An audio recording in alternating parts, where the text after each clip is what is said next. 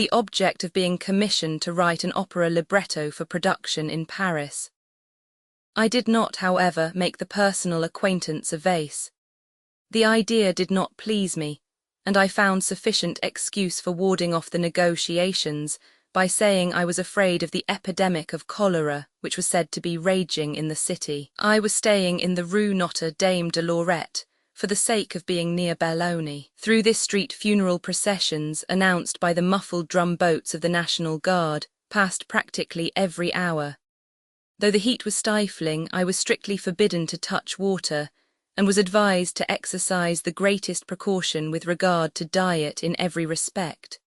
Besides this weight of uneasiness on my spirits, the whole outward aspect of Paris, as it then appeared, had the most depressing effect on me. The motto, Libet, Egalite, Fraternite, was still to be seen on all the public buildings and other establishments, but on the other hand, I was alarmed at seeing the first Garcons caissiers making their way from the bank with their long money sacks over their shoulders and their large portfolios in their hands. I had never met them so frequently as now, just when the old capitalist regime, after its triumphant struggle against the once dreaded socialist propaganda, was exerting itself vigorously to regain the public confidence by its almost insulting pomp. I had gone, as it were, mechanically into Schlesinger's music shop, where a successor was now installed, a much more pronounced type of Jew named Brandus, of a very dirty appearance. The only person there to give me a friendly welcome was the old clerk, Monsieur Henry. After I had talked to him in loud tones for some time, as the shop was apparently empty, he at length asked me with some embarrassment whether I had not seen my master, Votre Maître Meyerbeer. "Is Monsieur Meyerbeer here?" I asked. "Certainly," was the even more embarrassed reply, "quite near over there behind the desk." And sure enough, as I walked across to the desk, Meyerbeer came out, covered with confusion. He smiled and made some excuse about pressing proof sheets. He had been hiding there quietly for over 10 minutes since first hearing my voice. I had had enough after my strange encounter with this apparition. It recalled so many things affecting myself which reflected suspicion on the man, in particular the significance of his behavior towards me in Berlin on the last occasion. However, as I had now nothing more to do with him, I greeted him with a certain easy gaiety induced by the regret I felt at seeing his manifest confusion on becoming cognizant of my arrival in Paris.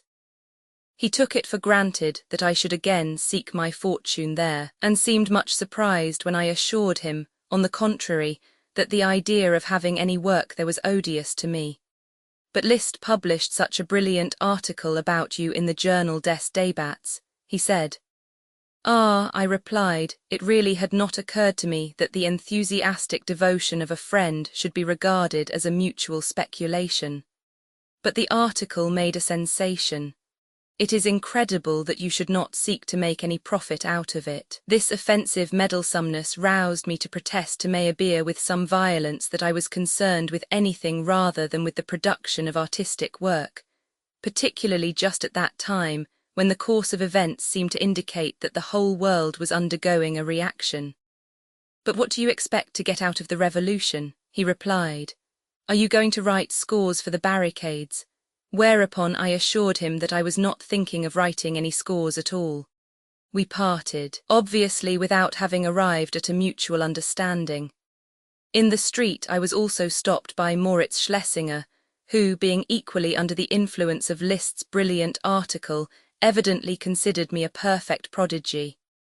He too thought I must be counting on making a hit in Paris, and was sure that I had a very good chance of doing so. "Will you undertake my business?" I asked him. "I have no money." "Do you really think the performance of an opera by an unknown composer can be anything but a matter of money?" "You are quite right," said Moritz, and left me on the spot.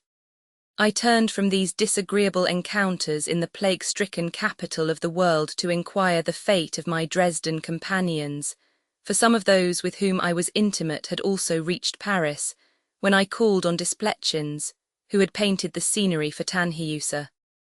I found Semper there, who had, like myself, been deposited in this city, We met again with no little pleasure, although we could not help smiling at our grotesque situation. Semper had retired from the battle when the famous barricade, which he in his capacity of architect kept under close observation, had been surrounded. He thought it impossible for it to be captured. All the same, he considered that he had exposed himself quite sufficiently to make it state of siege, and were occupying Dresden. He considered himself lucky as a native of Holstein to be dependent, not on the German, but on the Danish government for a passport, as this had helped him to reach Paris without difficulty. When I expressed my real and heartfelt regret at the turn of affairs which had torn him from a professional undertaking on which he had just started, the completion of the Dresden Museum, he refused to take it too seriously, saying it had given him a great deal of worry. In spite of our trying situation, it was with Semper that I spent the only bright hours of my stay in Paris. We were soon joined by another refugee, young Hein, who had once wished to paint my Lohengrin scenery. He had no qualms about his future, for his master Desplechin was willing to give him employment. I alone felt I had been pitched quite aimlessly into Paris. I had a passionate desire to leave this cholera-laden atmosphere, and Belloni offered me an opportunity which I promptly and joyfully seized. He invited me to follow himself and his family to a country place near La Ferté-sous-Jouarre, where I could be refreshed by pure air and absolute quiet, and wait for a change for the better in my position. I made the short journey to Rueil after another week in Paris, and took for the time being a poor lodging, 1 room, built with recesses, in the house of Monsieur Raphael, a wine merchant, close by the village mairie where the Belloni family were staying. Here I waited further developments. During the period when all news from Germany ceased, I tried to occupy myself as far as possible with reading. After going through Proudhon's writings, and in particular his De la Propriété, in such a manner as to glean comfort for my situation in curiously divers ways, I entertained myself for a considerable time with Lamartine's Histoire des Girondins, a most alluring and attractive work. One day Belloni brought me news of the unfortunate rising in Paris, which had been attempted on the 13th June by the Republicans under Ledru-Rollin against the Provisional Government, which was then in the full tide of reaction. Great as was the indignation with which the news was received by my host and the mayor of the place, a relative of his, at whose table we ate our modest daily meal, it made, on the whole, little impression on me, as my attention was still fixed in great agitation on the events which were taking place on the Rhine, and particularly on the Grand Duchy of Baden, which had been made forfeit to a provisional government. When, however, the news reached me from this quarter also that the Prussians had succeeded in subduing a movement which had not at first seemed hopeless, I felt extraordinarily downcast. I was compelled to consider my position carefully, and the necessity of conquering. My difficulties helped to allay the excitement to which I was a prey. The letters from my Weimar friends, as well as those from my wife, now brought me completely to my senses. The former expressed themselves very curtly about my behaviour with regard to recent events. The opinion was that for the moment there would be nothing for me to do, and especially not in Dresden, or at the Grand Ducal Court, as one could not very well knock at battered doors. On nie frappe passe des portes enfonces, Princess von Wittgenstein to Belloni. I did not know what to reply, for I had never dreamt of expecting anything to come from their intervening on my behalf in that quarter. Consequently, I was quite satisfied that they sent me temporarily financial assistance. With this money, I made up my mind to leave for Zurich and ask Alex Muller to give me shelter for a while, as his house was sufficiently large to accommodate a guest. My saddest moment came when, after a long silence, I at last received a letter from my wife. She wrote that she could not dream of living with me again, that after I had so unscrupulously thrown away a connection and position, the like of which would never again present itself to me, no woman could reasonably be expected to take any further interest in my future enterprises. I fully appreciated my wife's unfortunate position, I could in no way assist her, except by advising her to sell our Dresden furniture, and by making an appeal on her behalf to my relatives in Leipzig. Until then, I had been able to think more lightly of the misery of her position, simply because I had imagined her to be more deeply in sympathy with what agitated me. Often during the recent extraordinary events, I had even believed that she understood my feelings. Now, however, she had disillusioned me on this point.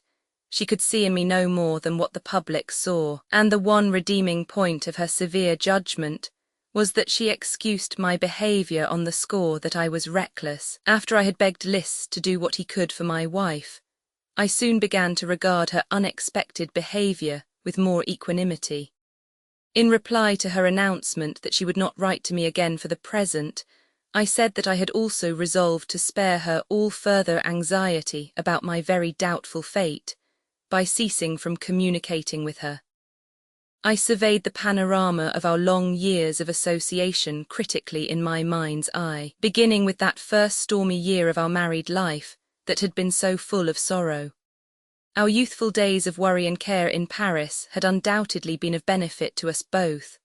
The courage and patience with which she had faced our difficulties, while I on my part had tried to end them by dint of hard work, had linked us together with bonds of iron. Minna was rewarded for all these privations by Dresden's successes, and more especially by the highly enviable position I had held there. Her position as wife of the conductor, Frau Kapellmeisterin, had brought her the fulfillment of her dearest wishes, and all those things which conspired to make my work in this official post so intolerable to me were to her no more than so many threats directed against her smug content.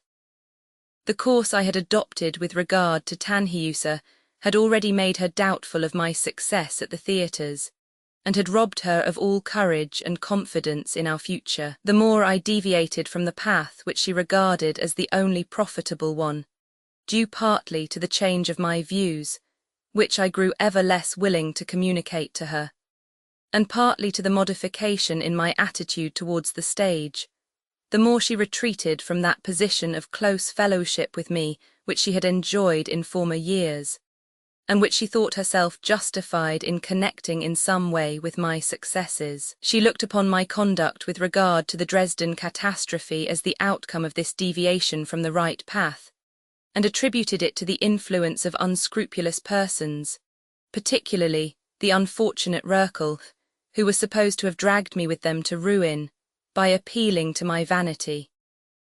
Deeper than all these disagreements, however, which, after all, were concerned only with external circumstances, was the consciousness of our fundamental incompatibility, which to me had become ever more and more apparent since the day of our reconciliation. From the very beginning, we had had scenes of the most violent description. Never once after these frequent quarrels had she admitted herself in the wrong or tried to be friends again. The necessity of speedily restoring our domestic peace, as well as my conviction, confirmed by every one of her extravagant outbursts, that, in view of the great disparity of our characters and especially of our educations, it devolved upon me to prevent such scenes by observing great caution in my behaviour, always led me to take the entire blame for what had happened upon myself, and to mollify Minna by showing her that I was sorry. Unfortunately, and to my intense grief, I was forced to recognize that by acting in this way I lost all my power over her affections, and especially over her character. Now we stood in a position in which I could not possibly resort to the same means of reconciliation, for it would have meant my being inconsistent in all my views and actions. And then I found myself confronted by such hardness in the woman whom I had spoilt by my leniency, that it was out of the question to expect her to acknowledge the injustice done to myself. Suffice it to say that the wreck of my married life had contributed not inconsiderably to the ruin of my position in Dresden, and to the careless manner in which I treated it, for instead of finding help, strength, and consolation at home, I found my wife unwittingly conspiring against me, in league with all the other hostile circumstances which then beset me. After I had got over the first shock of her heartless behavior, I was absolutely clear about this. I remember that I did not suffer any great sorrow, but that on the contrary, with the conviction of being now quite helpless, an almost exalted calm came over me when I realized that up to the present my life had been built on a foundation of sand and nothing more. At all events, the fact that I stood absolutely alone did much towards restoring my peace of mind, and in my distress I now found strength and comfort even in the fact of my dire poverty. At last assistance arrived from Weimar. I accepted it eagerly, and it was the means of extricating me from my present useless life and stranded hopes. My next move was to find a place of refuge, one, however, which had but little attraction for me, seeing that in it there was not the slightest hope of my being able to make any further headway in the paths along which I had hitherto progressed. This refuge was Zurich, a town devoid of all art in the public sense, and where for the first time I met simple-hearted people who knew nothing about me as a musician, but who, as it appeared, felt drawn towards me by the power of my personality alone. I arrived at Muller's house and asked him to let me have a room, at the same time giving him what remained of my capital, namely 20 francs. I quickly discovered that my old friend was embarrassed by my perfectly open confidence in him, and that he was at his wits' end to know what to do with me. I soon gave up the large room containing a grand piano, which he had allotted to me on the impulse of the moment, and retired to a modest little bedroom. The meals were my great trial, not because I was fastidious, but because I could not digest Thorn. Outside my friend's house, on the contrary, I enjoyed what, considering the habits of the locality, was the most luxurious reception. The same young men who had been so kind to me on my first journey through Zurich again showed themselves anxious to be continually in my company, and this was especially the case with one young fellow called Jakob Sulzer. He had to be 30 years of age before he was entitled to become a member of the Zurich government, and he therefore still had several years to wait. In spite of his youth, however, the impression he made on all those with whom he came in contact was that of a man of riper years, whose character was formed. When I was asked long afterwards whether I had ever met a man who, morally speaking, was the beau ideal of real character and uprightness, I could, on reflection, think of none other than this newly gained friend, Jakob Sulzer. He owed his early appointment as permanent cantonal secretary, Staatsschreiber, one of the most excellent government posts in the canton of Zurich, to the recently returned Liberal Party, led by Alfred Escher. As this party could not employ the more experienced members of the older conservative side in the public offices, their policy was to choose exceptionally gifted young men for these positions. Sulzer showed extraordinary promise, and their choice accordingly soon lighted on him. He had only just returned from the Berlin and Bonn universities, with the intention of establishing himself as professor of philology at the university in his native town. When he was made a member of the new government, to fit himself for his post he had to stay in Geneva for 6 months to perfect himself in the French language, which he had neglected during his philological studies. He was quick-witted and industrious, as well as independent and firm, and he never allowed himself to be swayed by any party tactics. Consequently, he rose very rapidly to high positions in the government, to which he rendered valuable and important services, first as Minister of Finance, a post he held for many years, and later with particular distinction as member of the School Federation. His unexpected acquaintance with me seemed to place him in a sort of dilemma. From the philological and classical studies which he had entered upon of his own choice, he suddenly found himself torn away in the most bewildering manner by this unexpected summons from the government. It almost seemed as if his meeting with me had made him regret having accepted the appointment. As he was a person of great culture, my poem, Siegfried's Death, naturally revealed to him my knowledge of German antiquity. He had also studied this subject, but with greater philological accuracy than I could possibly have aspired to. When later on he became acquainted with my manner of writing music, this peculiarly serious and reserved man became so thoroughly interested in my sphere of art, so far removed from his own field of labour, that, as he himself confessed, he felt it his duty to fight against these disturbing influences by being intentionally brusque and curt with me. In the beginning of my stay in Zurich, however, he delighted in being led some distance astray in the realms of art. The old-fashioned official residence of the first cantonal secretary was often the scene of unique gatherings, composed of people such as I would be sure to attract. It might even be said that these social functions occurred rather more frequently than was advisable for the reputation of a civil servant of this little Philistine state. What attracted the musician Baumgartner more particularly to these meetings was the product of Sulzer's vineyards in Winterthur, to which our hosts treated his guests with the greatest liberality. When in my moods of mad exuberance I gave vent in dithyrambic effusions to my most extreme views on art and life, my listeners often responded in a manner which, more often than not, I was perfectly right in ascribing to the effects of the wine, rather than to the power of my enthusiasm. Once, when Professor Ettmuller, the Germanist and Edda scholar, had been invited to listen to a reading of my Siegfried, and had been led home in a state of melancholy enthusiasm, there was a regular outburst of wanton spirits among those who had remained behind. I conceived the absurd idea of lifting all the doors of the state official's house off their hinges. Herr Hagenbach, another servant of the state, seeing what exertion this cost me, offered me the help of his gigantic physique, and with comparative ease we succeeded in removing every single door, and laying it aside, a proceeding at which Sulzer merely smiled good-naturedly. The next day, however, when we made inquiries, he told us that the replacing of those doors, which must have been a terrible strain on his delicate constitution, had taken him the whole night, as he had made up his mind to keep the knowledge of our orgies from the sergeant, who always arrived at a very early hour in the morning.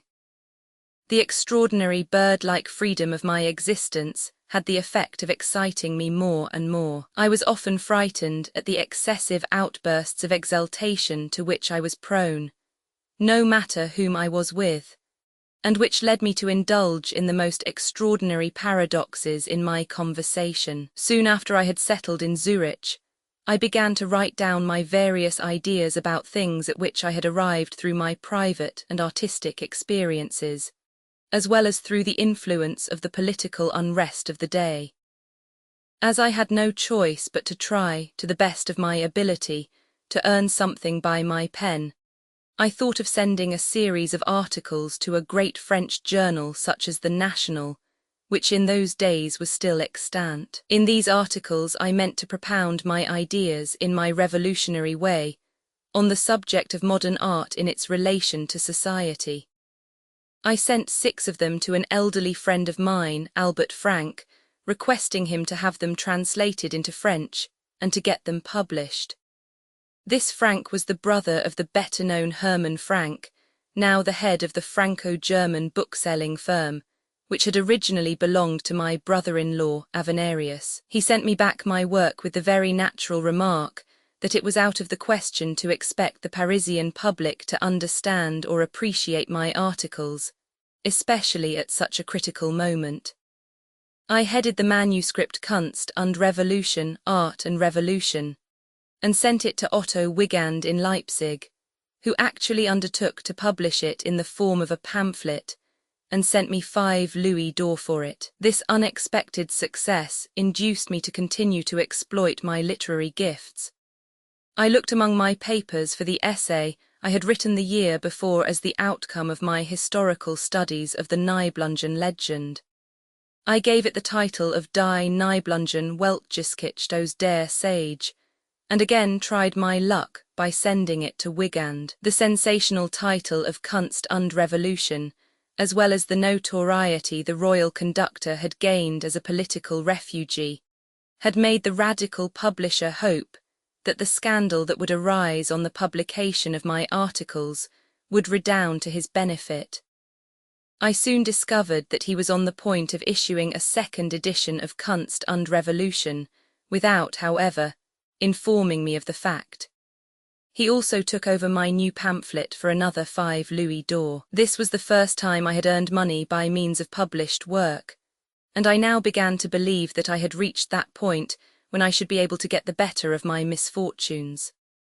I thought it over, and decided to give public lectures in Zurich on subjects related to my writings during the coming winter, hoping in that free and haphazard fashion to keep body and soul together for a little while, although I had no fixed appointment and did not intend to work at music. It seemed necessary for me to resort to these means, as I did not know how otherwise to keep myself alive. Shortly after my arrival in Zurich, I had witnessed the coming of the fragments of the Baden army, dispersed over Swiss territory and accompanied by fugitive volunteers, and this had made a painful and uncanny impression upon me. The news of the surrender near Vallagos by Gorgi paralyzed the last hopes as to the issue of the great European struggle for liberty, which so far had been left quite undecided. With some misgiving and anxiety, I now turned my eyes from all these occurrences in the outside world inwards to my own soul. I was accustomed to patronize the Café Littéraire, where I took my coffee after my heavy midday meal, in a smoky atmosphere surrounded by a merry and joking throng of men playing dominoes and fast. One day I stared at its common wallpaper representing antique subjects, which in some inexplicable way recalled a certain watercolour by Genelli to my mind, portraying the education of Dionysos by the Muses. I had seen it at the house of my brother-in-law Brockhaus in my young days, and it had made a deep impression on me at the time. At this same place, I conceived the first ideas of my Kunstwerk der Zukunft, the artwork of the future, and it seemed a significant omen to me to be roused one day out of one of my post-prandial dreams by the news that Schroeder Devrient was staying in Zurich. I immediately got up with the intention of calling on her at the neighbouring hotel, Zum Schwert, but to my great dismay heard that she had just left by steamer. I never saw her again, and long afterwards only heard of her painful death from my wife, who in later years became fairly intimate with her in Dresden. After I had spent 2 remarkable summer months in this wild and extraordinary fashion, I at last received reassuring news of Minna, who had remained in Dresden. Although her manner of taking leave of me had been both harsh and wounding, I could not bring myself to believe I had completely parted from her. In a letter I wrote to one of her relations, and which I presumed they would forward, I made sympathetic inquiries about her, while I had already done all that lay in my power, through repeated appeals to Liszt, to ensure her being well cared for.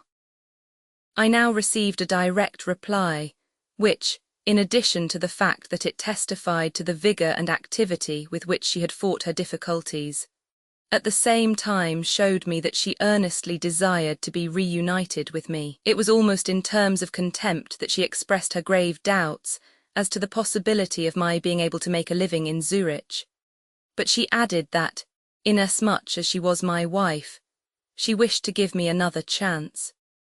She also seemed to take it for granted that I intended making Zurich only our temporary home, and that I would do my utmost to promote my career as a composer of opera in Paris, whereupon she announced her intention of arriving at Rorschach in Switzerland on a certain date in September of that year, in the company of the little dog Peps, the parrot Parpo, and her so-called sister Natalie. After having engaged 2 rooms for our new home, I now prepared to set out on foot for St. Gall and Rorschach through the lovely and celebrated Toggenburg and Appenzell, and felt very touched after all when the peculiar family, which consisted half of pet animals, landed at the harbour of Rorschach. I must honestly confess that the little dog and the bird made me very happy. My wife at once threw cold water on my emotions, however, by declaring that in the event of my behaving badly again, she was ready to return to Dresden any moment, and that she had numerous friends there, who would be glad to protect and succour her if she were forced to carry out her threat. Be this as it may, One look at her convinced me how greatly she had aged in this short time, and how much I ought to pity her, and this feeling succeeded in banishing all bitterness from my heart. I did my utmost to give her confidence, and to make her believe that our present misfortunes were but momentary. This was no easy task, as she would constantly compare the diminutive aspect of the town of Zurich with the more noble majesty of Dresden, and seemed to feel bitterly humiliated. The friends whom I introduced to her found no favour in her eyes.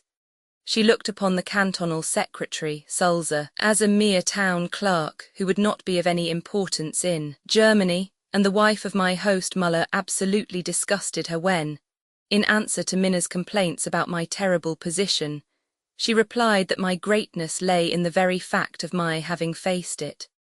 Then again Minna appeased me by telling me of the expected arrival of some of my Dresden belongings, which she thought would be indispensable to our new home. The property of which she spoke consisted of a Breitkopf and Hartel grand piano that looked better than it sounded, and of the title page of the Nibelungen, by Cornelius in a Gothic frame, that used to hang over my desk in Dresden. With this nucleus of household effects, we now decided to take small lodgings in the so-called Hinteren Escherhausen in the Zeltweg.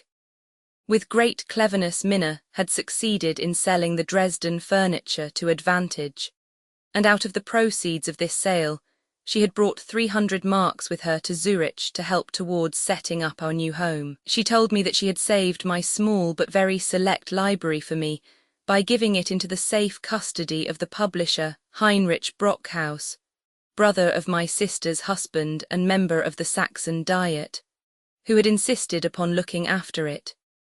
Great, therefore, was her dismay when, upon asking this kind friend to send her the books, he replied that he was holding them as security for a debt of 1,500 marks which I had contracted with him during my days of trouble in Dresden, and that he intended to keep them until that sum was returned. As even after the lapse of many years I found it impossible to refund this money, these books, collected for my own special wants, were lost to me forever, thanks more particularly to my friend Sulzer, the cantonal secretary, whom my wife at first despised so much on account of his title which she misunderstood, and who, although he was far from well off himself, thought it only natural that he should help me, however moderately, out of my difficulties. We soon succeeded in making our little place look so cosy that my simple Zurich friends felt quite at home in it. My wife, with all her undeniable talents, Hero found ample scope in which to distinguish herself, and I remember how ingeniously she made a little whatnot out of the box in which she had kindly brought my music and manuscript to Zurich. But it was soon time to think of how to earn enough money to provide for us all.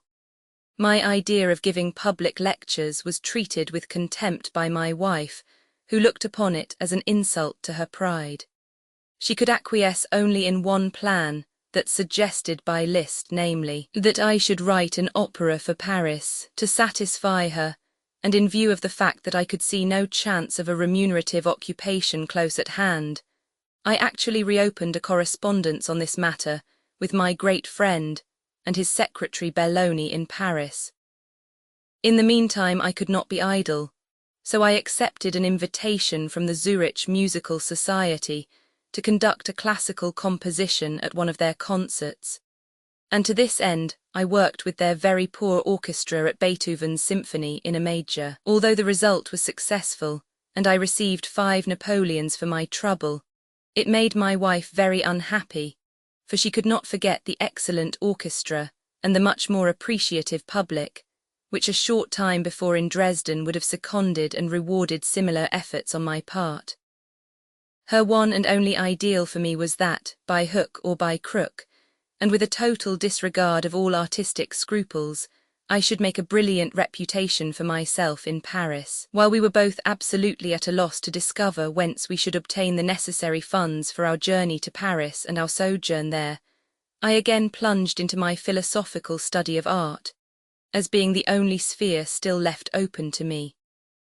Harassed by the cares of a terrible struggle for existence, I wrote the whole of Das Kunstwerk der Zukunft in the chilly atmosphere of a sunless little room on the ground floor, during the months of November and December of that year. Minna had no objection to this occupation when I told her of the success of my first pamphlet, and the hope I had of receiving even better pay for this more extensive work. Thus for a while I enjoyed comparative peace, although in my heart a spirit of unrest had begun to reign, thanks to my growing acquaintance with Feuerbach's works. I had always had an inclination to fathom the depths of philosophy, just as I had been led by the mystic influence of Beethoven's Ninth Symphony to search the deepest recesses of music. My first efforts at satisfying this longing had failed. None of the Leipzig professors had succeeded in fascinating me with their lectures on fundamental philosophy and logic. I had procured Schelling's work, Transcendental Idealism, recommended to me by Gustav Schlesinger, a friend of Lorb's, but it was in vain that I racked my brains to try and make something out of the first pages, and I always returned to my Ninth Symphony. During the latter part of my stay in Dresden I had returned to these old studies, the longing for which suddenly revived within me, and to these I added the deeper historical studies which had always fascinated me. As an introduction to philosophy, I now chose Hegel's Philosophy of History.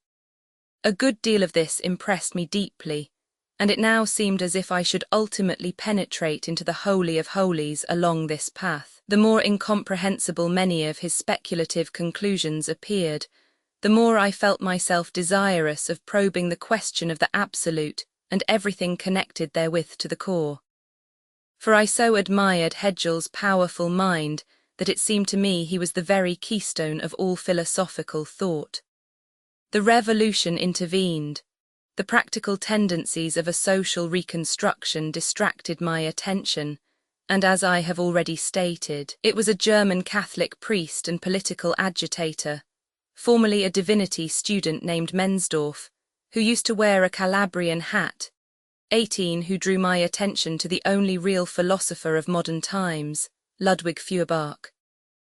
My new Zurich friend, the piano teacher Wilhelm Baumgartner, made me a present of Feuerbach's book on Tod und Unsterblichkeit, Death and Immortality. The well-known and stirring lyrical style of the author greatly fascinated me as a layman. The intricate questions which he propounds in this book as if they were being discussed for the first time by him, and which he treats in a charmingly exhaustive manner, had often occupied my mind since the very first days of my acquaintance with Layers in Paris, just as they occupy the mind of every imaginative and serious man.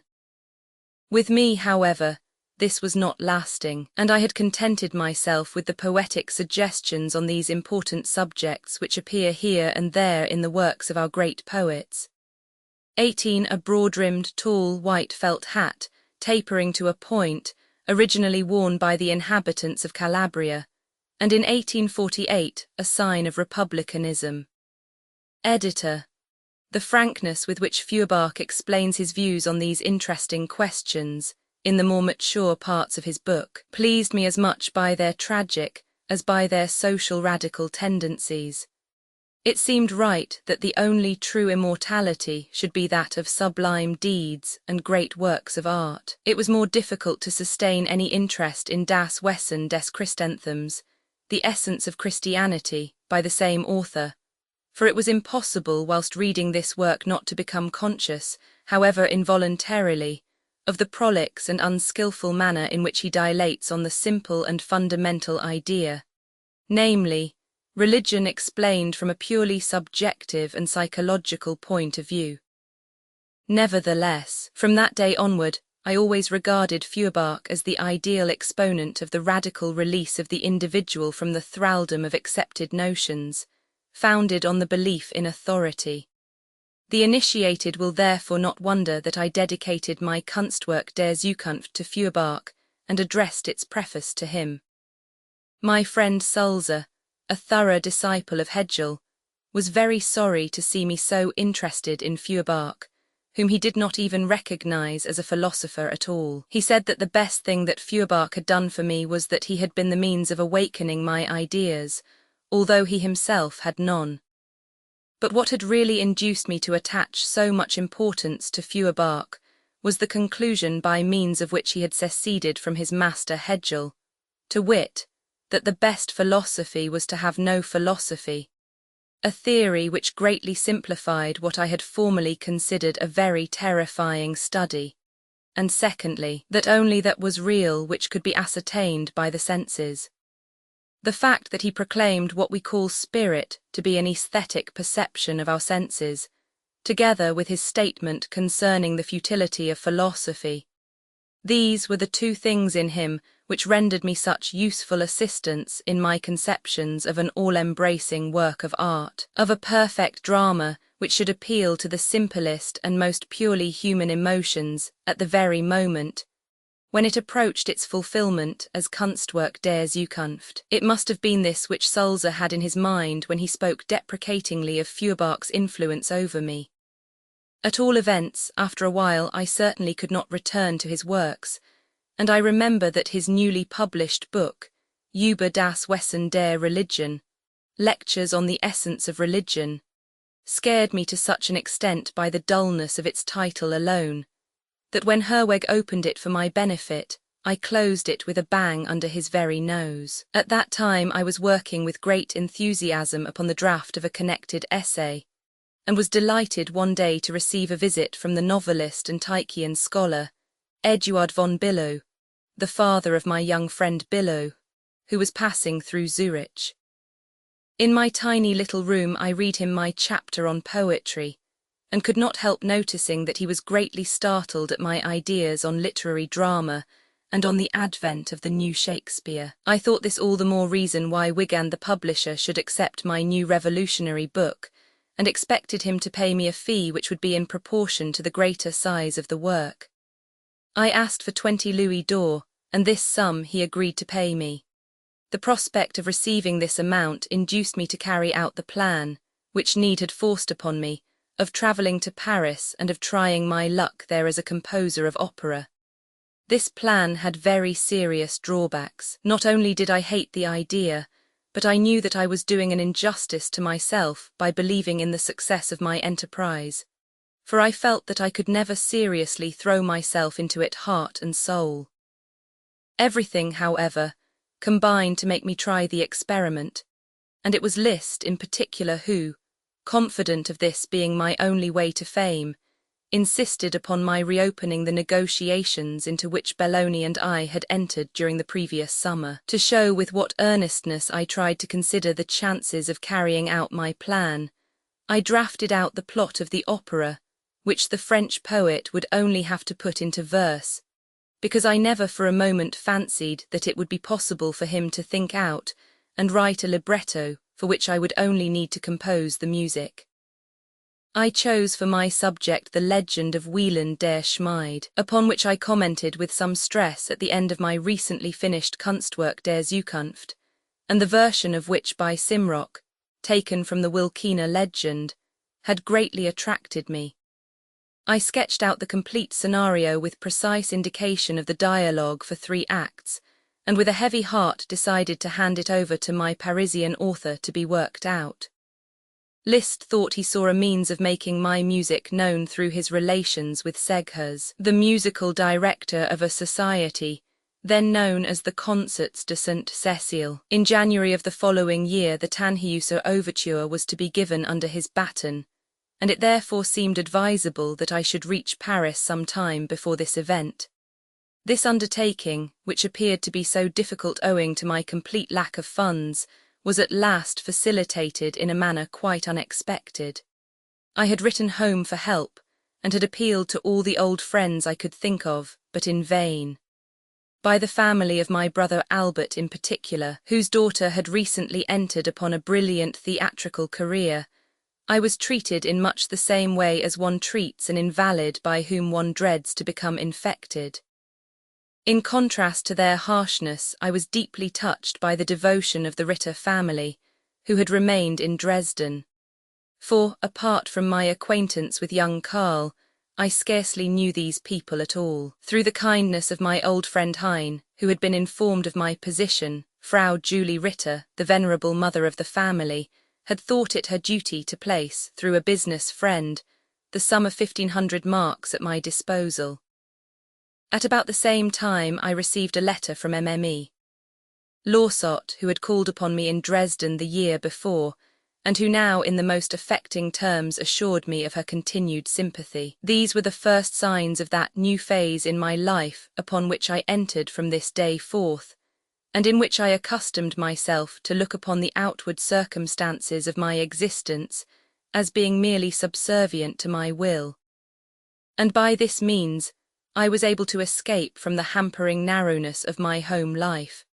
For the moment the proffered financial assistance was very distasteful to me, for it seemed to forbid my raising any further objections to the realization of the detested Paris schemes. When, however, on the strength of this favourable change in my affairs, I suggested to my wife that we might, after all, content ourselves with remaining in Zurich, she flew into the most violent passion over my weakness and lack of spirit, and declared that if I did not make up my mind to achieve something in Paris, she would lose all faith in me. She said, moreover, that she absolutely refused to be a witness of my misery and grief as a wretched literary man and insignificant conductor of local concerts in Zurich. We had entered upon the year 1850. I had decided to go to Paris, if only for the sake of peace, but had to postpone my journey on account of ill health. The reaction following upon the terrible excitement of recent times had not failed to have its effect on my overwrought nerves, and a state of complete exhaustion had followed. The continual colds, in spite of which I had been obliged to work in my very unhealthy room, had at last given rise to alarming symptoms. A certain weakness of the chest became apparent, and this the doctor, a political refugee, undertook to cure by the application of pitch plasters. As the result of this treatment and the irritating effect it had upon my nerves, I lost my voice completely for a while, whereupon I was told that I must go away for a change. On going out to buy my ticket for the journey, I felt so weak and broke out into such terrible perspiration that I hastened to return to my wife in order to consult her as to the advisability, in the circumstances, of abandoning the idea of the expedition altogether. She, however, maintained, and perhaps rightly, not only that my condition was not dangerous, but that it was to a large extent due to imagination, and that once in the right place I would soon recover. An inexpressible feeling of bitterness stimulated my nerves as in anger and despair I quickly left the house to buy the confounded ticket for the journey, and in the beginning of February I actually started on the road to Paris. I was filled with the most extraordinary feelings, but the spark of hope which was then kindled in my breast certainly had nothing whatever to do with the belief that had been imposed upon me from without, that I was to make a success in Paris as a composer of operas. I was particularly anxious to find quiet rooms, for peace had now become my first necessity, no matter where I happened to be staying. The cabman who drove me from street to street through the most isolated quarters, and whom I at last accused of keeping always to the most animated parts of the city, finally protested in despair that one did not come to Paris to live in a convent. At last it occurred to me to look for what I wanted in one of the sites through which no vehicle seemed to drive, and I decided to engage rooms in the Site de Provence. True to the plans which had been forced upon me, I at once called on Herr Seghers about the performance of the Tannhäuser overture. It turned out that in spite of my late arrival I had missed nothing, for they were still racking their brains as to how to procure the necessary orchestral parts. I therefore had to write to Liszt, asking him to order the copies, and had to wait for their arrival. Belloni was not in town. Things were therefore at a standstill, and I had plenty of time to think over the object of my visit to Paris, while an unceasing accompaniment was poured out to my meditations by the barrel organs which infest the sights of Paris. I had much difficulty in convincing an agent of the government, from whom I received a visit soon after my arrival, that my presence in Paris was due to artistic reasons, and not to my doubtful position as a political refugee.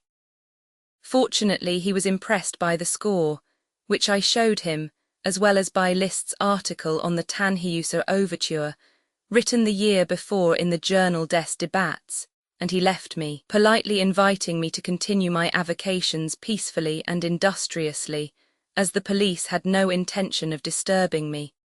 I also looked up my older Parisian acquaintances.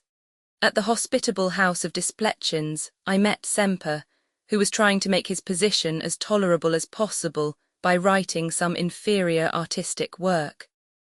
He had left his family in Dresden, from which town we soon received the most alarming news. The prisons were gradually filling there with the unfortunate victims of the recent Saxon movement of Röckel, Bakunin and Hübner. All we could hear was that they had been charged with high treason, and that they were awaiting the death sentence. In view of the tidings which continually arrived concerning the cruelty and brutality with which the soldiers treated the prisoners, we could not help considering our own lot a very happy one. My intercourse with Semper, whom I saw frequently, was generally enlivened by a gaiety which was occasionally of rather a risky nature. He was determined to rejoin his family in London, where the prospect of various appointments was open to him. My latest attempts at writing, and the thoughts expressed in my work, interested him greatly, and gave rise to animated conversations in which we were joined by Kayetz, who was at first amusing, but evidently boring Semper considerably. I found the former in the identical position in which I had left him many years ago. He had made no headway with his painting, and would have been glad if the revolution had taken a more decided turn, so that, under cover of the general confusion, he might have escaped from his embarrassing position with his landlord. He made at this time quite a good pastel portrait of me in his very best and earliest style. While I was sitting, I unfortunately spoke to him about my Das Kunstwerk der Zukunft, and thereby laid the foundation for him of troubles that lasted many years, as he tried to instill my new ideas into the Parisian bourgeoisie at whose tables he had hitherto been a welcome guest.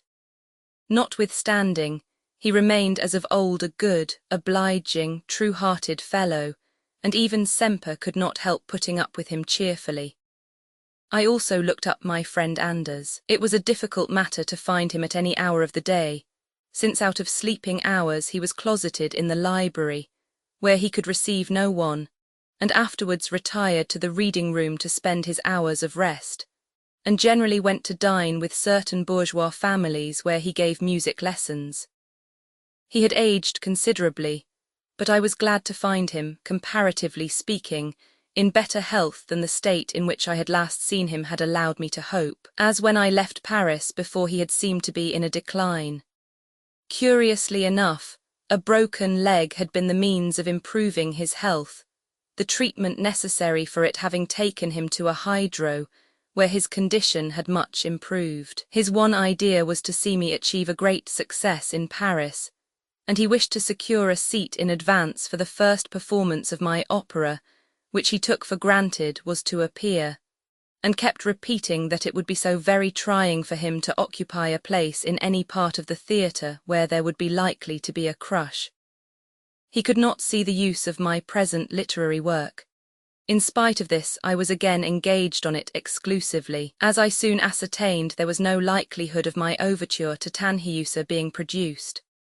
Liszt had shown the greatest zeal in obtaining and forwarding the orchestral parts, but Herr Seghers informed me that as far as his own orchestra was concerned, he found himself in a republican democracy where each instrument had an equal right to voice its opinion, and it had been unanimously decided that for the remainder of the winter season, which was now drawing to a close, my overture could be dispensed with. I gathered enough from this turn of affairs to realize how precarious my position was.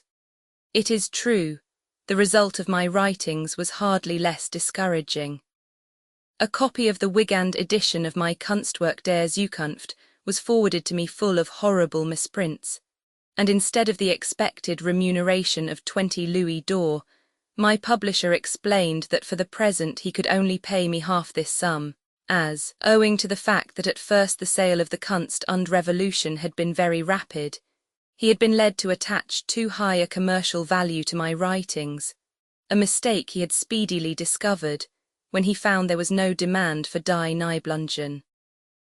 On the other hand, I received an offer of remunerative work from Adolf Kolotschek, who was also a fugitive, and was just going to bring out a German monthly journal as the organ of the Progressive Party. In response to this invitation, I wrote a long essay on Kunst und Klima, art and climate, in which I supplemented the ideas I had already touched upon in my Kunstwerk der Zukunft. Besides this, I had, since my arrival in Paris, worked out a more complete sketch of Wieland der Schmiede. It is true that this work had no longer any value, and I wondered with apprehension what I could write home to my wife, now that the last precious remittance had been so aimlessly sacrificed. The thought of returning to Zurich was as distasteful to me as the prospect of remaining any longer in Paris. My feelings with regard to the latter alternative were intensified by the impression made upon me by Meyerbeer's opera The Prophet, which had just been produced, and which I had not heard before, rearing itself on the ruins of the hopes for new and more noble endeavour which had animated the better works of the past year, the only result of the negotiations of the Provisional French Republic for the encouragement of art. I saw this work of Meyerbeer's break upon the world like the dawn heralding this day of disgraceful desolation. I was so sickened by this performance that though I was unfortunately placed in the centre of the stalls, and would willingly have avoided the disturbance necessarily occasioned by one of the audience moving during the middle of an act, even this consideration did not deter me from getting up and leaving the house. When the famous mother of the prophet finally gives vent to her grief in the well-known series of ridiculous roulades, I was filled with rage and despair at the thought that I should be called upon to listen to such a thing, and never again did I pay the slightest heed to this opera. But what was I to do next? Just as the South American republics had attracted me during my first miserable sojourn in Paris, so now my longing was directed towards the East, where I could live my life in a manner worthy of a human being far away from this modern world. While I was in this frame of mind, I was called upon to answer another inquiry as to my state of health from MME. Lausot in Bordeaux. It turned out that my answer prompted her to send me a kind and pressing invitation to go and stay at her house, at least for a short time, to rest and forget my troubles. In any circumstances, an excursion to more southerly regions, which I had not yet seen, and a visit to people who, though utter strangers, showed such friendly interest in me, could not fail to prove attractive and flattering. I accepted, settled my affairs in Paris, and went by coach via Orleans, Tours and Angoulême, down the Giron to the unknown town, where I was received with great courtesy and cordiality by the young wine merchant Eugene Lausot, and presented to my sympathetic young friend, his wife. A closer acquaintance with the family, in which Mrs. Taylor MME, Lausot's mother, was now also included, led to a clearer understanding of the character of the sympathy bestowed upon me in such a cordial and unexpected manner by people hitherto unknown to me. Jessie, as the young wife was called at home, had, during a somewhat lengthy stay in Dresden, become very intimate with the Ritter family, and I had no reason to doubt the assurance given me that the Lausots' interest in me and my work was principally owing to this intimacy. After my flight from Dresden, as soon as the news of my difficulties had reached the Ritters, a correspondence had been carried on between Dresden and Bordeaux with a view to ascertaining how best to assist me. Jessie attributed the whole idea to Frau Julie Ritter who, while not being well enough off herself to make me a sufficient allowance, was endeavouring to come to an understanding with Jessie's mother, the well-to-do widow of an English lawyer, whose income entirely supported the young couple in Bordeaux.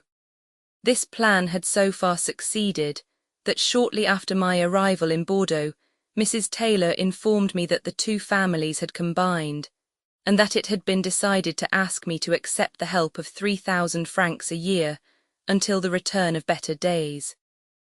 My one object now was to enlighten my benefactors as to the exact conditions under which I should be accepting such assistance. I could no longer reckon upon achieving any success as a composer of opera either in Paris or elsewhere. What line I should take up instead I did not know. But at all events, I was determined to keep myself free from the disgrace which would reflect upon my whole life if I used such means as this offer presented to secure success. I feel sure I am not wrong in believing that Jessie was the only one who understood me, and though I only experienced kindness from the rest of the family, I soon discovered the gulf by which she, as well as myself, was separated from her mother and husband. While the husband, who was a handsome young man, was away the greater part of the day attending to his business, and the mother's deafness excluded her to a great extent from our conversations, we soon discovered by a rapid exchange of ideas that we shared the same opinions on many important matters, and this led to a great feeling of friendship between us. Jessie, who was at that time about 22, bore little resemblance to her mother, and no doubt took after her father, of whom I heard most flattering accounts.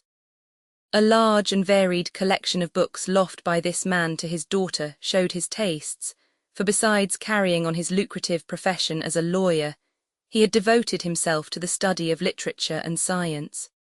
From him, Jessie had also learned German as a child, and she spoke that language with great fluency. She had been brought up on Grimm's fairy tales and was, moreover, thoroughly acquainted with German poetry, as well as with that of England and France, and her knowledge of them was as thorough as the most advanced education could demand. French literature did not appeal to her much. Her quick powers of comprehension were astonishing. Everything which I touched upon she immediately grasped and assimilated. It was the same with music. She read at sight with the greatest facility, and was an accomplished player. During her stay in Dresden, she had been told that I was still in search of the pianist who could play Beethoven's great sonata in B-flat major, and she now astonished me by her finished rendering of this most difficult piece.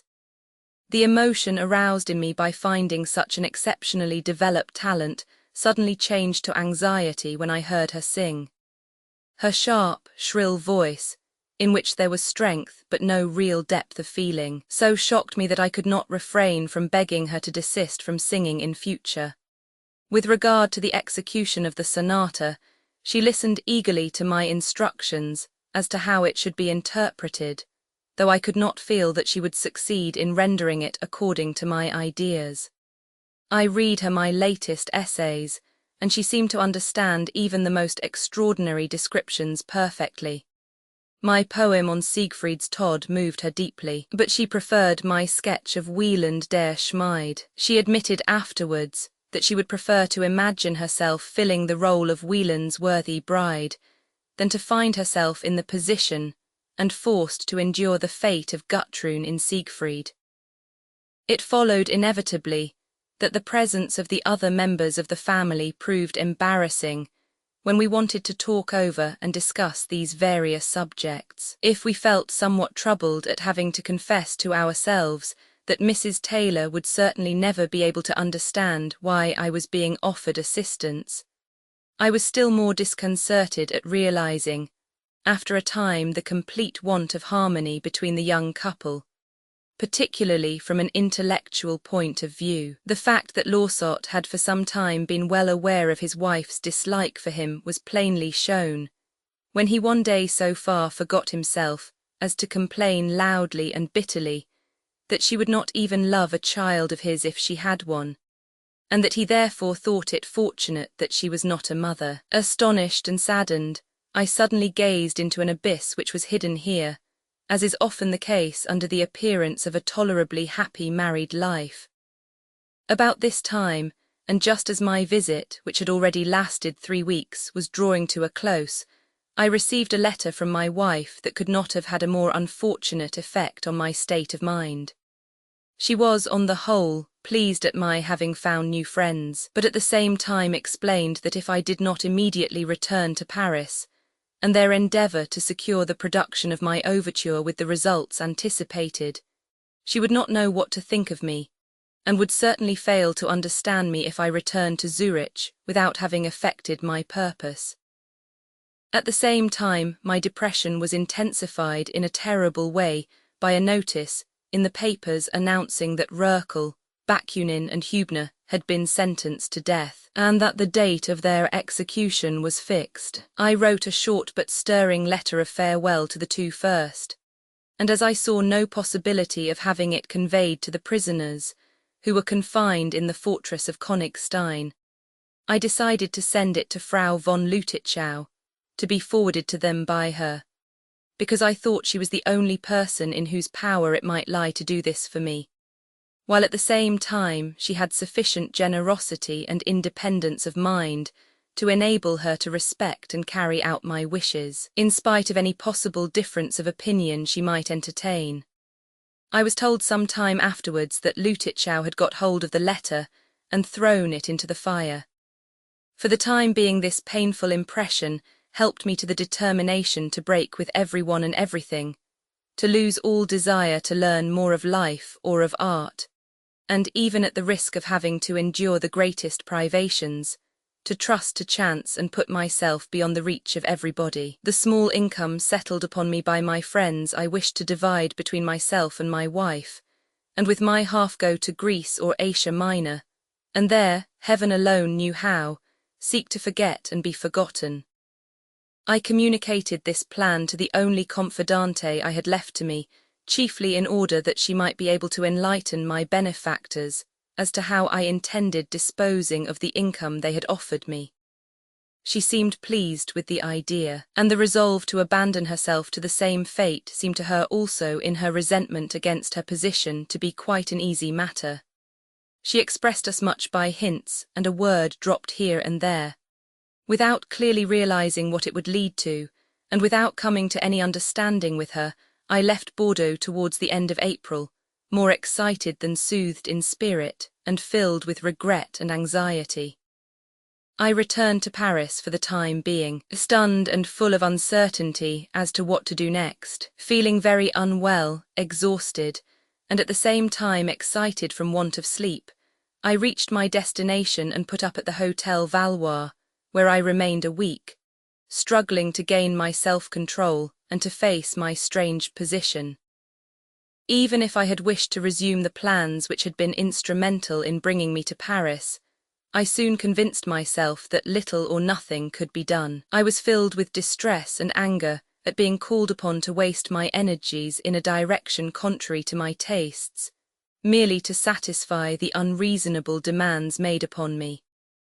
I was at length obliged to answer my wife's last pressing communication, and wrote her a long and detailed letter in which I kindly, but at the same time frankly, retraced the whole of our life together, and explained that I was fully determined to set her free from any immediate participation in my fate, as I felt quite incapable of so arranging it so as to meet with her approval. I promised her the half of whatever means I should have at my disposal now or in the future, and told her she must accept this arrangement with a good grace, because the occasion had now arisen to take that step of parting from me which, on our first meeting again in Switzerland, she had declared herself ready to do.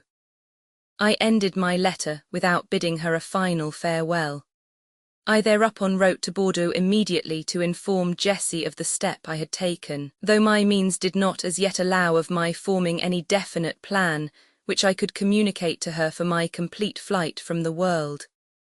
In return, she announced that she was determined to do likewise, and asked for my protection, under which she intended to place herself when once she had set herself free. Much alarmed, I did all in my power to make her realize that it was one thing for a man, placed in such a desperate situation as myself, to cut himself adrift in the face of insurmountable difficulties, but quite another matter for a young woman, at least to all outward appearances, happily settled, to decide to break up her home, for reasons which probably no one except myself would be in a position to understand. Regarding the unconventionality of her resolve in the eyes of the world, She assured me that it would be carried out as quietly as possible, and that for the present she merely thought of arranging to visit her friends the Ritters in Dresden. I felt so upset by all this that I yielded to my craving for retirement, and sought it at no great distance from Paris.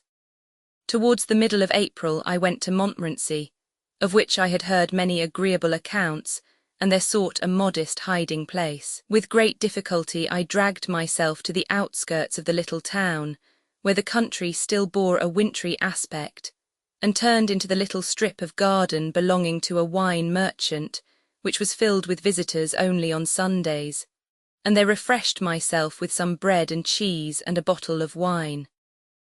A crowd of hens surrounded me, and I kept throwing them pieces of bread, and was touched by the self-sacrificing abstemiousness with which the cock gave all to his wives, though I aimed particularly at him.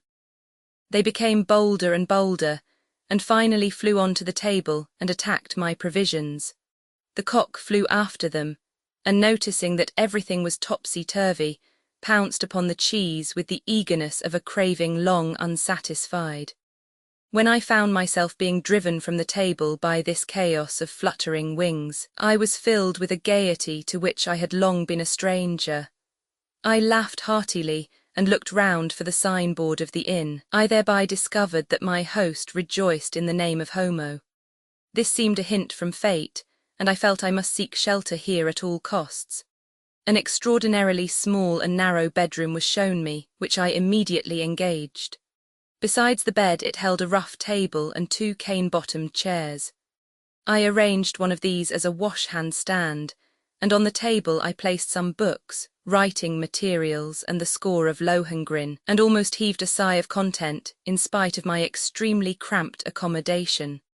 Though the weather remained uncertain, and the woods with their leafless trees did not seem to offer the prospect of very enticing walks, I still felt that here there was a possibility of my being forgotten, and being also in my turn allowed to forget the events that had lately filled me with desperate anxiety. My old artistic instinct awoke again. I looked over my Lohengrin score, and quickly decided to send it to Liszt and leave it to him to bring it out as best he could. Now that I had got rid of this score also, I felt as free as a bird and as careless as Diogenes about what might befall me. I even invited Caius to come and stay with me and share the pleasures of my retreat. He did actually come, as he had done during my stay in Menden, but he found me even more modestly installed than I had been there. He was quite prepared to take pot luck, however, and cheerfully slept on an improvised bed, promising to keep the world in touch with me upon his return to Paris. I was suddenly startled from my state of complacency by the news that my wife had come to Paris to look me up. I had an hour's painful struggle with myself to settle the course I should pursue, and decided not to allow the step I had taken in regard to her to be looked upon as an ill-considered and excusable vagary. I left Montmorency and betook myself to Paris, summoned Caius to my hotel, and instructed him to tell my wife, who had already been trying to gain admittance to him, that he knew nothing more of me except that I had left Paris.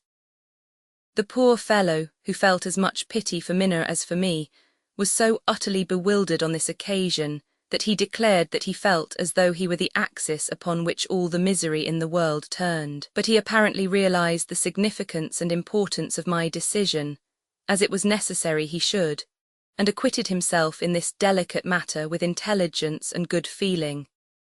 That night tea left Paris by train for Clermont-Tonnerre, from whence I travelled on to Geneva, there to await news from Frau Ritter in Dresden. My exhaustion was such that, even had I possessed the necessary means, I could not as yet have contemplated undergoing the fatigue of a long journey. By way of gaining time for further developments, I retired to Villeneuve, at the other end of the lake of Geneva, where I put up at the Hotel Byron, which was quite empty at the time. Here I learned that Karl Ritter had arrived in Zurich, as he said he would, with the intention of paying me a visit. Impressing upon him the necessity for the strictest secrecy, I invited him to join me at the lake of Geneva, and in the second week in May we met at the Hotel Byron. The characteristic which pleased me in him was his absolute devotion, his quick comprehension of my position and the necessity of my resolutions, as well as his readiness to submit without question to all my arrangements, even where he himself was concerned. He was full of my latest literary efforts, told me what an impression they had made on his acquaintances, and thereby induced me to spend the few days of rest I was enjoying in preparing my poem of Siegfried's Tod for publication. I wrote a short preface dedicating this poem to my friends as a relic of the time when I had hoped to devote myself entirely to art, and especially to the composition of music. I sent this manuscript to Herr Wigand in Leipzig, who returned it to me after some time with the remark that if I insisted on its being printed in Latin characters, he would not be able to sell a single copy of it. Later on I discovered that he deliberately refused to pay me the 10 louis d'or due to me for Das Kunstwerk der Zukunft, which I had directed him to send to my wife. Disappointing as all this was, I was nevertheless unable to engage in any further work, as only a few days after Karl's arrival, the realities of life made themselves felt in an unexpected manner, most upsetting to my tranquillity of mind. I received a wildly excited letter from Mme. Lausot to tell me that she had not been able to resist telling her mother of her intentions, that in so doing she had immediately aroused the suspicion that I was to blame, and in consequence of this her disclosure had been communicated to M. Lausot, who vowed he would search everywhere for me in order to put a bullet through my body. The situation was clear enough, and I decided to go to Bordeaux immediately in order to come to an understanding with my opponent. I at once wrote fully to M. Eugene, endeavouring to make him see matters in their true light, but at the same time declared myself incapable of understanding how a man could bring himself to keep a woman with him by force, when she no longer wished to remain. I ended by informing him that I should reach Bordeaux at the same time as my letter, and immediately upon my arrival they would let him know at what hotel to find me. Also that I would not tell his wife of the step I was taking, and that he could consequently act without restraint. I did not conceal from him, what indeed was the fact, that I was undertaking this journey under great difficulties, as under the circumstances I considered it impossible to wait to have my passport endorsed by the French envoy. At the same time I wrote a few lines to Mme. Lausot, exhorting her to be calm and self-possessed, but true to my purpose refrained from even hinting at any movement on my part. When, years afterwards, I told Liszt this story, he declared I had acted very stupidly in not telling Mme. Lausot of my intentions. I took leave of Karl the same day, in order to set out next morning from Geneva on my tedious journey across France, but I was so exhausted by all this that I could not help thinking I was going to die. That same night I wrote to Frau Ritter in Dresden, to this effect, giving her a short account of the incredible difficulties I had been drawn into. As a matter of fact, I suffered great inconvenience at the French frontier on account of my passport. I was made to give my exact place of destination, and it was only upon my assuring them that pressing family affairs required my immediate presence, that the authorities showed exceptional leniency and allowed me to proceed. I travelled by Lyons through Auvergne by stagecoach for 3 days and 2 nights, till at length I reached Bordeaux. It was the middle of May, and as I surveyed the town from a height at early dawn I saw it lit up by a fire that had broken out. I alighted at the Hotel Quatre Soeurs, and at once sent a note to M. Lausot, informing him that I held myself at his disposal, and would remain in all day to receive him. It was 9 o'clock in the morning when I sent him this message. I waited in vain for an answer, till at last, late in the afternoon, I received a summons from the police station to present myself immediately. There I was first of all asked whether my passport was in order. I acknowledged the difficulty I found myself in with regard to it, and explained that family matters had necessitated my placing myself in this position. I was thereupon informed that precisely this family matter, which had no doubt brought me there, was the cause of their having to deny me the permission to remain in Bordeaux any longer. In answer to my question, they did not conceal the fact that these proceedings against me were being carried out at the express wish of the family concerned. This extraordinary revelation immediately restored my good humour. I asked the police inspector whether, after such a trying journey, I might not be allowed a couple of days' rest before returning. This request he readily granted, and told me that in any case there could be no chance of my meeting the family in question, as they had left Bordeaux at midday. I used these 2 days to recover from my fatigue, and also wrote a letter to Jessie, in which I told her exactly what had taken place, without concealing my contempt at the behaviour of her husband, who could expose his wife's honour by a denunciation to the police. I also added that our friendship could certainly not continue until she had released herself from so humiliating a position. The next thing was to get this letter safely delivered. The information furnished me by the police officials was not sufficient to enlighten me as to what had exactly taken place in the Lawsott family, whether they had left home for some length of time or merely for a day, so I simply made up my mind to go to their house. I rang the bell and the door sprang open. Without meeting anyone, I walked up to the first-floor flat, the door of which stood open, and went from room to room till I reached Jessie's boudoir, where I placed my letter in her work basket and returned the way I had come. I received no reply, and set out upon my return journey as soon as the term of rest granted me had expired. The fine Mayweather had a cheering effect upon me, and the clear water, as well as the agreeable name of the Dordogne, along whose banks the post-chaise travelled for some distance, gave me great pleasure. I was also entertained by the conversation of 2 fellow travellers, a priest and an officer, about the necessity of putting an end to the French Republic. The priest showed himself much more humane and broad-minded than his military interlocutor, who could only repeat the one refrain, Il faut en finir.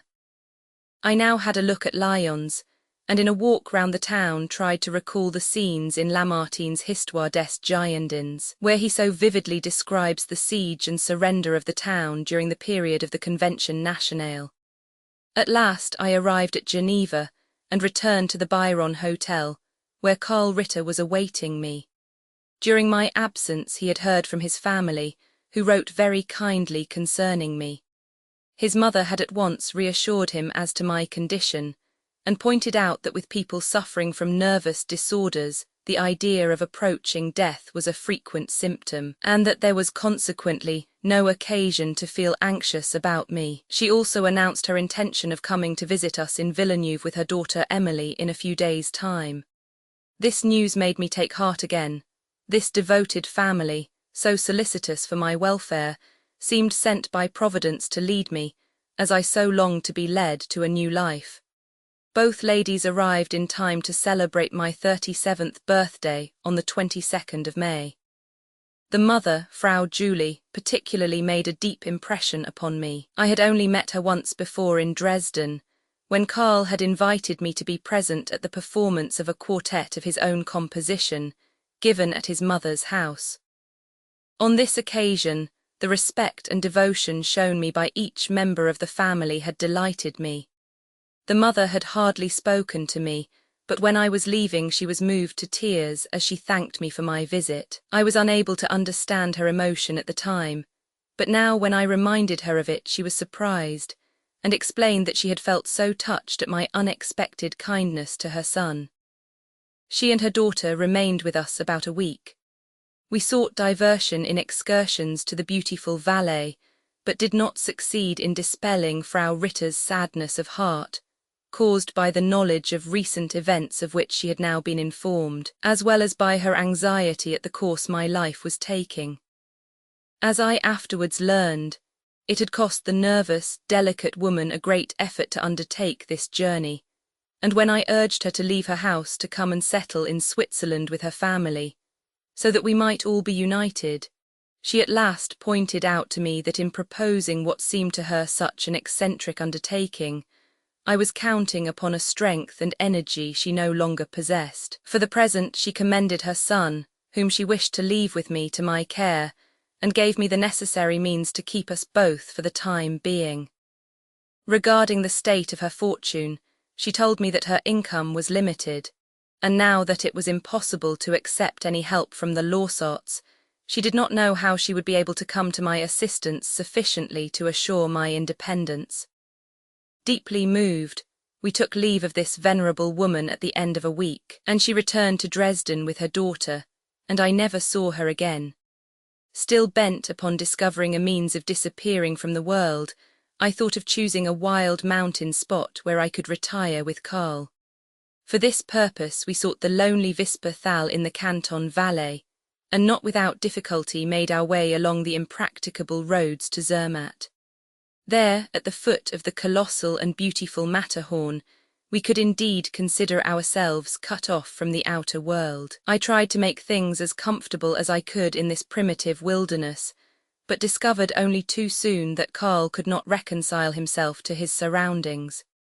Even on the second day he owned that he thought it horrid, and suggested that it would be more pleasant in the neighbourhood of one of the lakes.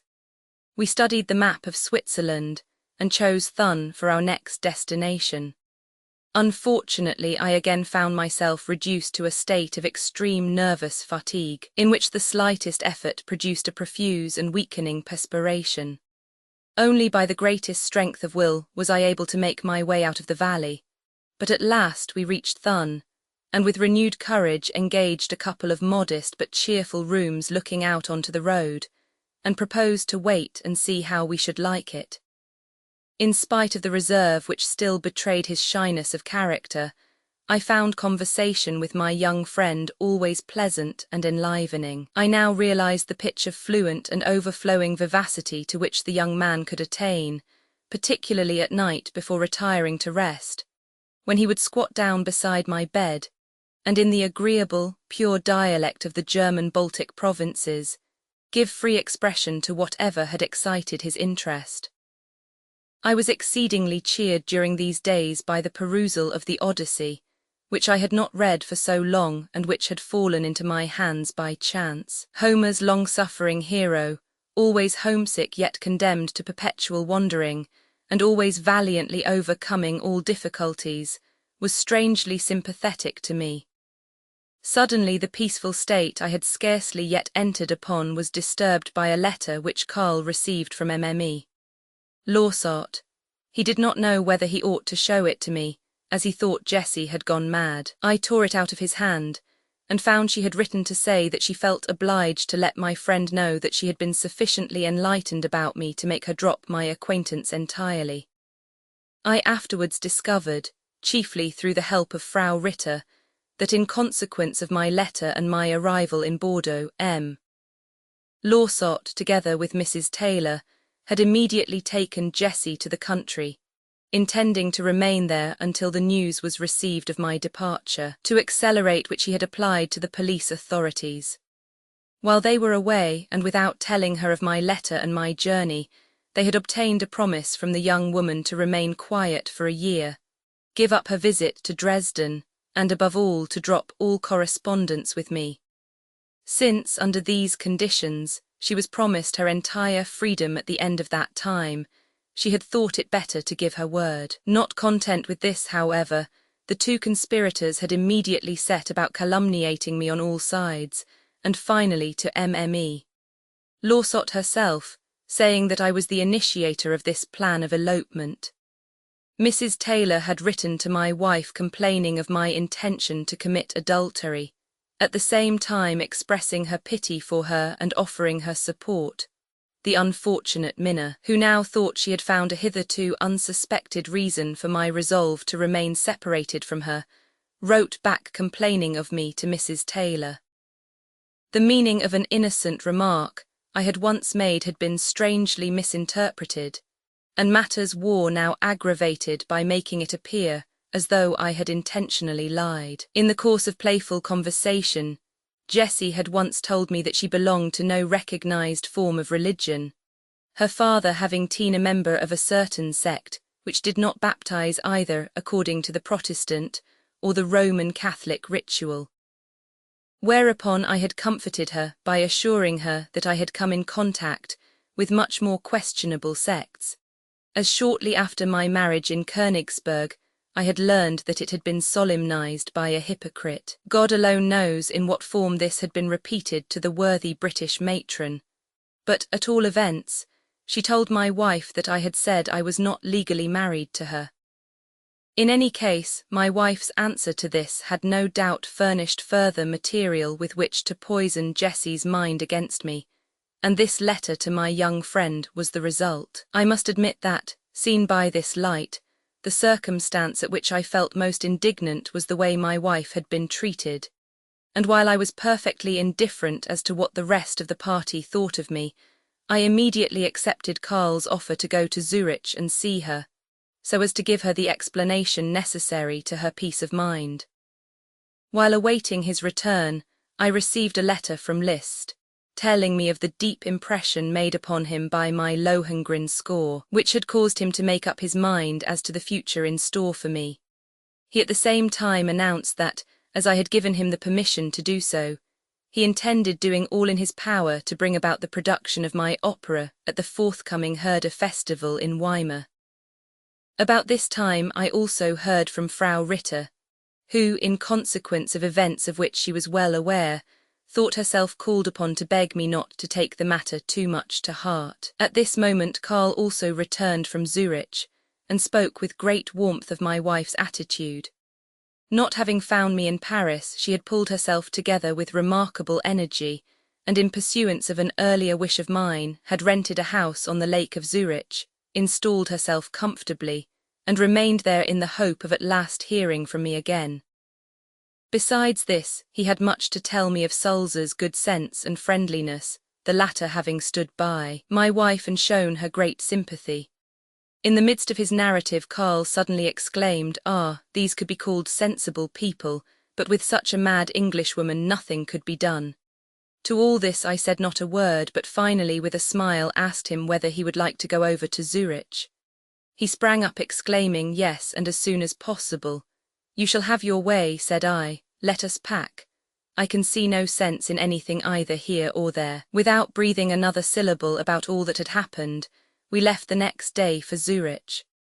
Transcriber's notes: new original cover art included with this e-book is granted to the public domain. Updated editions will replace the previous one.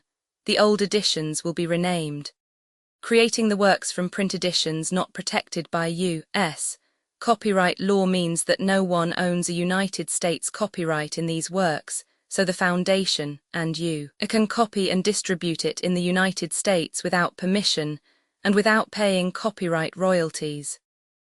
Special rules, set forth in the general terms of use part of this license, apply to copying and distributing project and may not be used if you charge for an e-book, except by following the terms of the trademark license, including paying royalties for use copies of this e-book. Complying with the trademark license is very easy. You may use this e-book for nearly any purpose, such as creation of derivative works, reports, performances, and research. Project Gutenberg e-books may be modified and printed and given away. You may do practically anything in the United States with e-books not protected by U.S. copyright law. Redistribution is subject to the trademark license, especially commercial redistribution. Start. Full license. Please read this before you distribute or use this work. Distribution of electronic works. By using or distributing this work, or any other work associated in any way with the phrase Project Gutenberg, you agree to comply with all the terms of the full www.gutenberg.org/license. Electronic works. Electronic work. You indicate that you have read, understand, agree to, and accept all the terms of this license and intellectual property, trademark/copyright, agreement. If you do not agree to abide by all the terms of this agreement, you must cease using and return or possession. If you paid a fee for obtaining a copy of or access to by the terms of this agreement, you may obtain a refund from the person or entity to whom you paid the fee as set forth in paragraph 1. E. 8. Used on or associated in any way with an electronic work by people who agree to be bound by the terms of this agreement. There are a few even without complying with the full terms of this agreement. See paragraph 1. See below. There are a lot of things you can do with Project Gutenberg electronic works if you follow the terms of this electronic works. See paragraph 1. E below.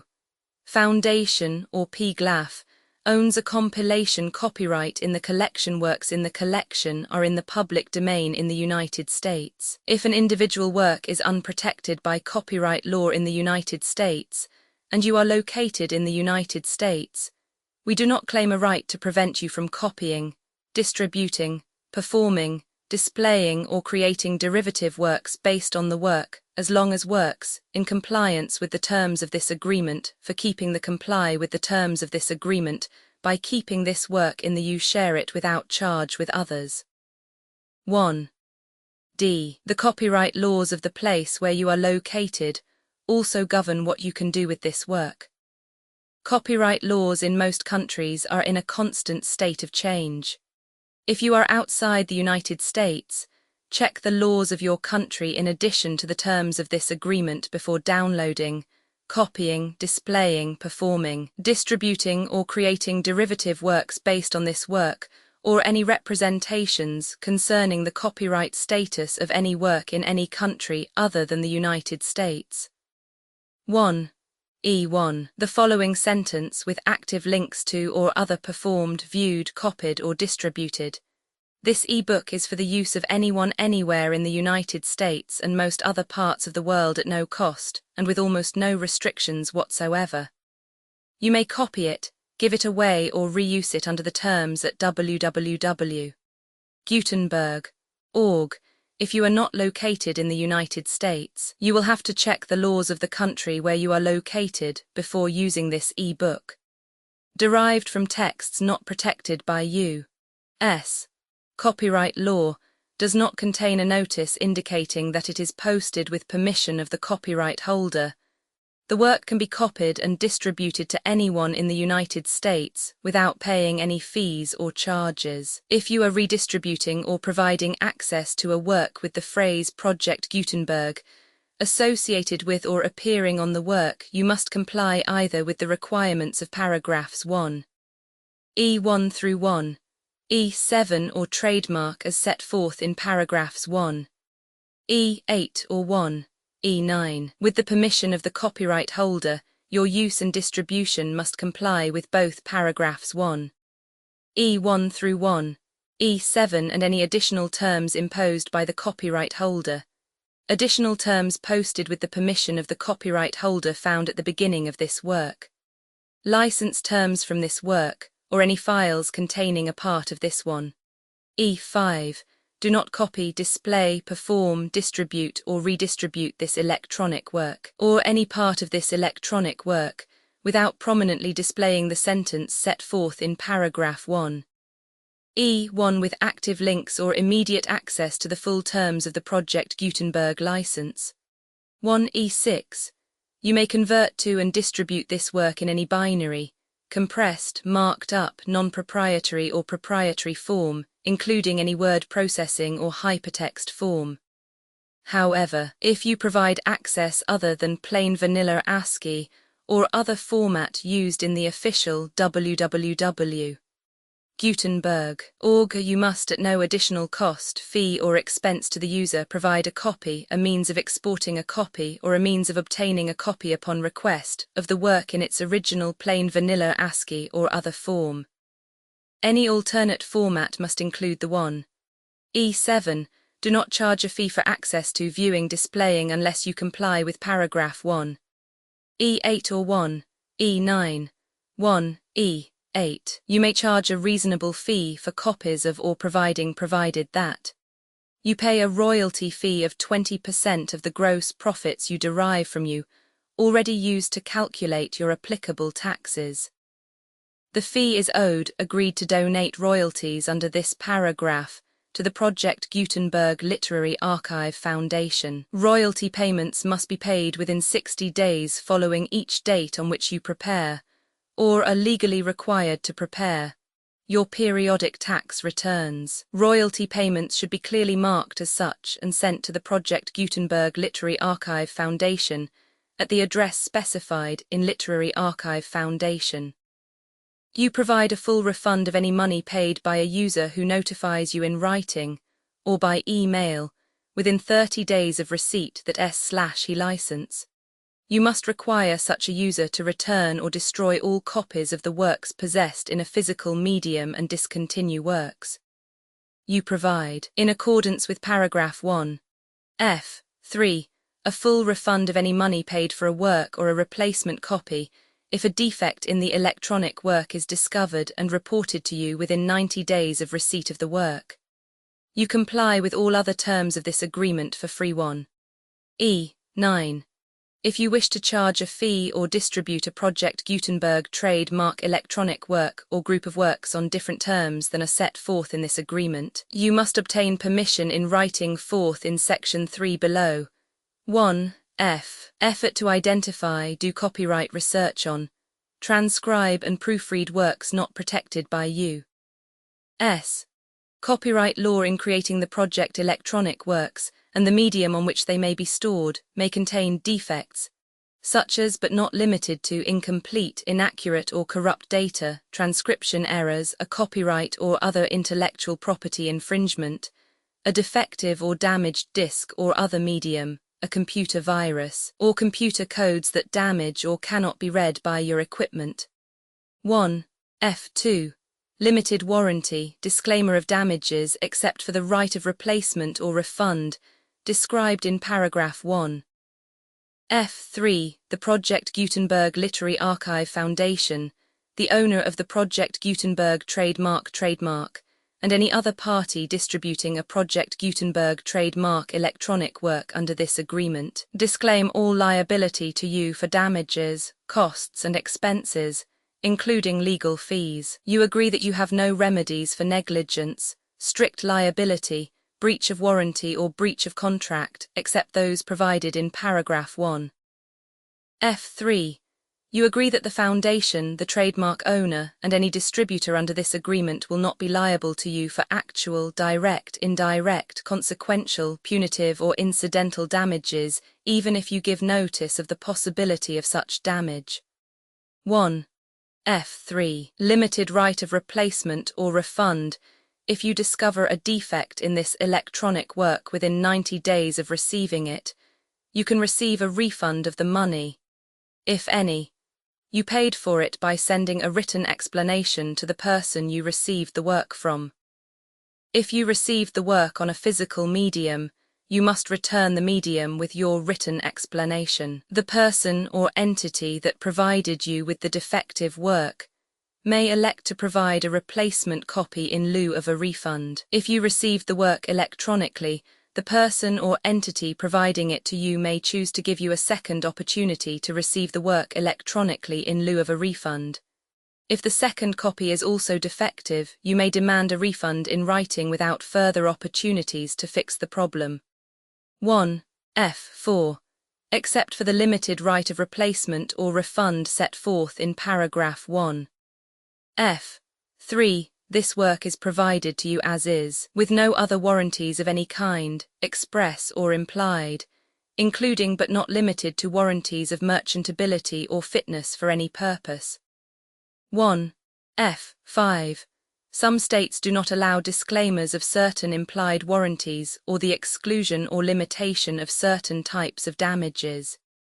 If any disclaimer or limitation set forth in this agreement violates the law of the state applicable to this agreement, the agreement shall be interpreted to make the maximum disclaimer or limitation permitted by the applicable state law. The invalidity or unenforceability of any provision of this agreement shall not void the remaining provisions. 1. F6. Indemnity. You agree to indemnify and hold the foundation, the trademark owner, any agent or employee of the foundation, anyone accordance with this agreement, and any volunteers associated with the electronic works, harmless from all liability, costs and expenses, including legal fees, that arise directly or indirectly from any of the following which you do or cause to occur. A. Distribution of this defect you cause. Electronic works in formats readable by the widest variety of computers, including obsolete, old, middle-aged, and new computers. It exists because of the efforts of hundreds of volunteers and donations from people in all walks of life. Volunteers and financial support to provide volunteers with the remain freely available for generations to come. In 2001, the Project Gutenberg Literary Archive Foundation was created to provide a secure archive foundation, and how your efforts and donations can help. See sections 3 and 4 and the foundation information page at www.gutenberg.org.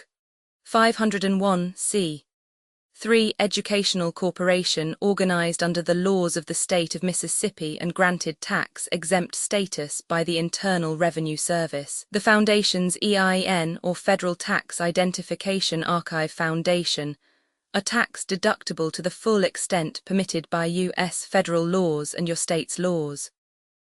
The Foundation's business office is located at 41 Watchung Plaza #516, Montclair NJ 07042, USA, +1 862 621 to 9288. Email contact links and up-to-date contact information can be found at the Foundation's website and official page at www.gutenberg.org/contact Literary Archive Foundation public support and donations to carry out its mission of increasing the number of public domain and licensed works that can be freely distributed in machine-readable form accessible by the widest array of equipment, including outdated equipment.